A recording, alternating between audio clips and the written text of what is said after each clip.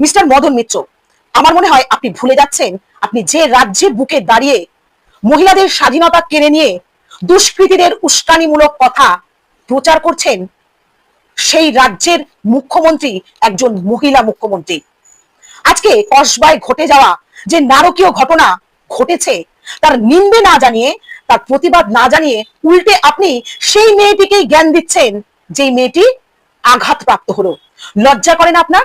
আপনার পরিবারের কোনো মেয়ের সাথে যদি এই ঘটনা ঘটতো, তাহলে কি আপনি আপনার পরিবারের মেয়েটিকেই জ্ঞান দিতেন, শিক্ষা দিতেন, নাকি এই নারকীয় ঘটনার তীব্র প্রতিবাদ জানাতেন? আমার মনে হয় আপনি মানসিকভাবে অসুস্থ। এই মুহূর্তে আপনার সুচিকিৎসার অত্যন্ত প্রয়োজন। আপনাকে দল থেকে বহিষ্কার করা উচিত এই ধরনের মেয়েদের সম্পর্কে মন্তব্য করার জন্য। কসবায় ঘটে যাওয়া যে নারকীয় ঘটনা, সেই ঘটনার বিশেষ কিছু তথ্য আপনাদের সামনে আমি আনতে চলেছি খুব তাড়াতাড়ি। চোখ রাখুন পরবর্তী ভিডিওতে।